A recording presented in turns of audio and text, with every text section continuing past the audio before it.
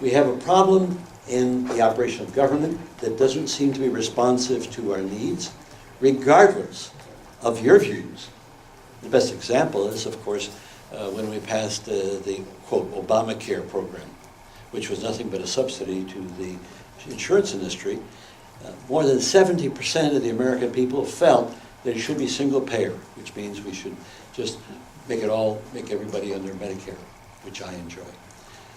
And so what happened? The Congress didn't pass that. Now, over 70% of the American people had one view, and a Congress controlled by the Democrats, quote, the good people supposedly, and they couldn't even reach that same conclusion. Does that not begin to instruct you about some of the deficiencies that exist in our present structure? You have Obama breaking his arm back, patting himself on the back about, oh, we made a nuclear deal with the Russians. Big deal. They cut back 200 nukes. We got 10,000 of them. About 1,500 of them, 1,500, now mind you, that are targeted on China and Russia. Now, does this make any sense at all? They have nukes targeted on us. So here we have this unbelievable destructive power that is in place, and the best we can do is come out with a press release saying, oh, we're doing a little bit, and aren't we great leaders? It's sickening. It's sickening. Who would be prepared? And I caught Obama in debate on this. He had gone before AIPAC and said that everything's on the table with respect to Iran. Everything's on the table, and I hit him in debate. I said, I know what you mean. That's code word for nukes. So are you prepared to nuke Iran to stop them from getting nukes? And he said, well, I'm not prepared to nuke anybody. I said, well, then they're safe for this afternoon. And that was the debate that we had. Now, he never messed with me after that, but that just goes to show you what kind of thinking we have at the highest level of government. So when I say that, our science has taken us this far, great. What about the other facet of our polity? And that is our governance. Our governance is no better than it was 225 years ago. In this book, that whoever asks good questions will get it, I got a chapter. And the chapter is, Who Stole the American Dream? Now, you've heard this before from the liberals. Who stole the American dream? Well, it never got stolen. We never had it. We had the American dream from 1776 when we declared independence, saying that all human beings are created equal.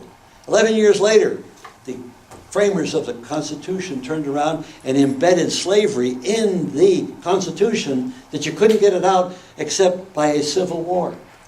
And they locked it in so tight, they put 5 areas. That's the reason why, except for 2 presidents, all the presidents from the beginning to the Civil War were all slave owners. And now you focus on the presidency, you got to focus on the Congress, because that's where they passed an understanding, because the first act, the first lobbying effort in our government in 1789 was a group of Quakers led by Ben Franklin that went to the Congress and lobbied them to do away with slavery. The debate was so acrimonious that it was agreed upon we will never have another debate on slavery in the Congress. Isn't that interesting? To effect that means that the slavers had to have hammerlock control of the government. They did. And that's the reason why we had the Civil War. John Quincy Adams had a great statement, and it's repeated in Armistead, if you get a chance, a great movie. And it said that the Civil War is the last battle of the Revolutionary War. And it really was the last battle. Now, to show you how bad things were, even after we had all of the constitutional changes in the Civil War, we continued to have discrimination wantonly in this country until the 60s, and we still have it today to a degree. What that means is that a lot of these states were violating the Constitution, and there was nothing that could be done about it.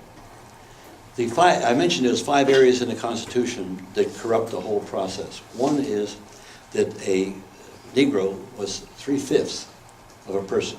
So that means that if you're from Georgia, in fact, Thomas Jefferson, when he got elected over John Adams in 1800, he was called the Negro President. Well, that wasn't because he had Sally Hemings. What it was that he became president because of the Negro vote in the South. That's how he became president. Because John Adams, had you not had 3/5 of a person with the black population, John Adams would have won. Very interesting points of history when you begin to look underneath the top. The second area of the 5 points, now 3/5 was taken out after the Civil War, but the other 4 are still there, and they raise havoc with us today. The other one is Article 5, the amending of the Constitution. Now, Article 5, 2/3 of the Congress, 3/4 of the state legislatures. There's a reason why we haven't really improved upon our structure through the Constitution, because you can't do it. You can't get by 13 chambers. That's it. That's all it takes. Less than 1,000 people can thwart any possibility of really amending the Constitution. Just do the math. If it takes 3/4, then that means that most states have, all but one, have 2 chambers. So if you just controlled the Senate of each chamber, then all you need is 13 Senates and no change to the Constitution.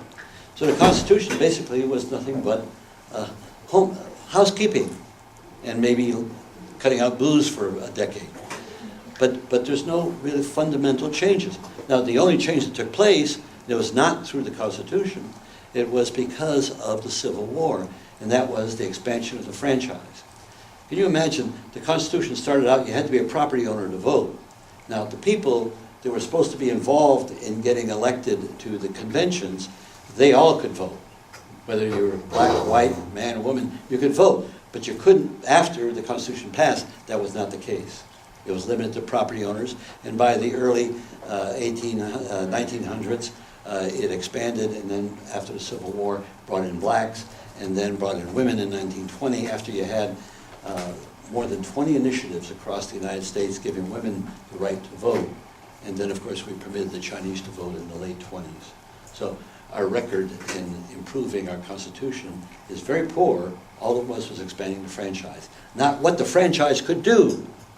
The major thrust of change came at the turn of the century. After the Civil War, the robber barons and the business community became so influential over the political process. It was a corruption unbelievable, particularly in California. And so the progressives managed to get themselves elected, and they had a concept that, well, boy, what we ought to do is, since we can't beat the business community, let's empower the people to let them make laws directly. And that's what we did. So between 1898, starting in South Dakota, to California and others, to the First World War, 20 states adopted what we call IRR laws. I means initiative, referendum, and recall. In point of fact, they were somewhat naive. They weren't experienced legislators. And so they really didn't realize that by not making these laws independent of representative government, the representative government would have the power to thwart and sabotage that process, which is the case today. In the 24 states that have initiative legislation, all the states have poor law. Because lawmaking is a deliberative process, and you have to deliberate before making a decision. Not a state initiative process has deliberation. What do I mean by deliberation? You look at any legislative body. You're qualified to introduce legislation, and that's the process that has to be figured out for people to do it. So you qualify the initiative, and then you have, in the legislature, you have a hearing. It goes to subcommittee. The subcommittee treats it, marks it up.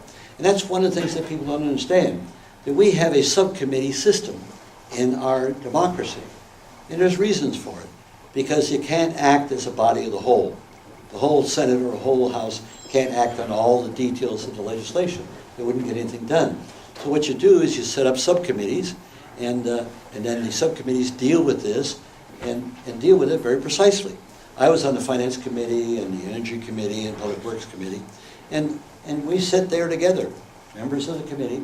We sit there and we, word for word, go through the legislation. But after we've done that, we send it on to the full committee. The full committee sends it to the floor sends it to the other chamber does the same process, then you have a reconciliation, and all you can have is an up and down vote on it. That's the process that we use. Now, what I've done is, I've taken that experience, legislative experience, plus my experience as being a speaker, and with a few others helping me, we wrote a law. We call it the National Initiative. And this National Initiative is 5,600 words. You can go on to a website, nationalinitiative.us, and you could read it. Nationalinitiative.us or ni4d.us, number 4d.us. And you